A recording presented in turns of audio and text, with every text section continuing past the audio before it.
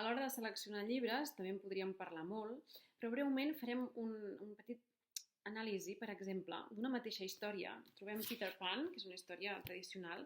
En aquest cas, un llibre de Disney, tal qual les imatges de la pel·lícula, i podem veure que la qualitat, com també aquesta lletra lligada antiga, no és ben bé el que buscaríem. Sí? En canvi, quan ho busquem il·lustrat, un llibre il·lustrat, es veu ja una qualitat al darrere, que segurament, normalment, els llibres il·lustrats venen acompanyats ja també d'una bona història. Aquest cas és Deliciosa, de la col·lecció de Sopa de Carbassa de Helen Cooper. Podeu veure ja que la qualitat, no només de la il·lustració, sinó de la maquetació, del tipus de tipografia de la lletra, els detalls que trobem, doncs ja és d'un altre rigor, sí, editorial.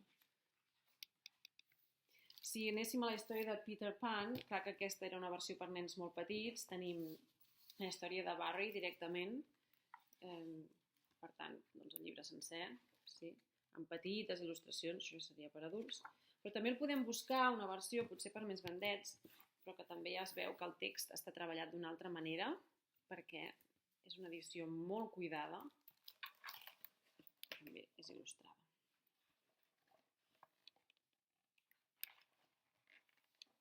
És cert que parlem de literatura, per tant, de històries narrades, però per crear aquest entorn ric de llibres doncs és important que hi hagi molta varietat. I molta varietat vol dir també alguns llibres de coneixement. Tot i així, els llibres de coneixement poden semblar avorrits. I us en presento un que m'encanta, com a exemple, que és molt especial perquè es diu Son Animal. El contingut és preciós perquè si se t'acut com fer un llibre de son animal no et surten tantes idees i a més està molt ben editat i les il·lustracions són precioses. Mireu, parla del son animal a mitges, en grup, en vertical, hi ha animals que dormen en vertical, a la llum del sol, estacional, descans floral, sota l'aigua o en un jaç. I realment veureu que l'edició és molt bonica. I tenim sempre una primera imatge amb un dibuix dels animals o un dels animals que representen en aquest cas, per exemple, que dormen a mitges, i una pregunta que ens incita, no? Com tu faries si haguessis de dormir mentre travesses l'oceà volant? I un petit text que es pot compartir amb els infants. Realment està molt ben pensat, és molt senzill.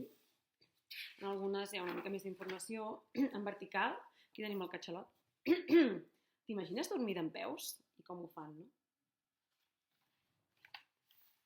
Em sembla una meravella per tenir per casa i anar mirant de tant en tant i fer-nos preguntes sobre un tema tan important com el son, que a més normalment expliquem històries abans d'anar a dormir.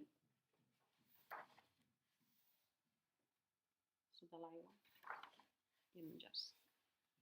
Us deixo tot seguit diversos contes que em trobo quan vaig per les biblioteques, quan vaig explicar contacontes o que em transmet la gent. No és una selecció que hagi fet pensant en una coherència interna, estan tots barrejats i realment és ben bé per tenir una llista de llibres que a mi m'han atret, que m'han agradat, que potser he explicat, però que n'hi ha molts d'altres i sobretot també moltes novetats. Si tens llibres i històries que t'agraden molt o que t'han funcionat a la classe o amb els teus fills i filles, doncs deixeu-ho a comentaris i ens encantarà poder-ho compartir entre tota la nostra comunitat.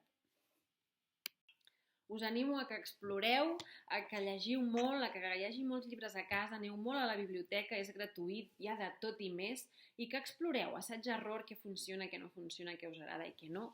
I sempre podem estar en contacte i us puc ajudar a dinamitzar la lectura als vostres espais de vida. Que en gaudiu moltíssim!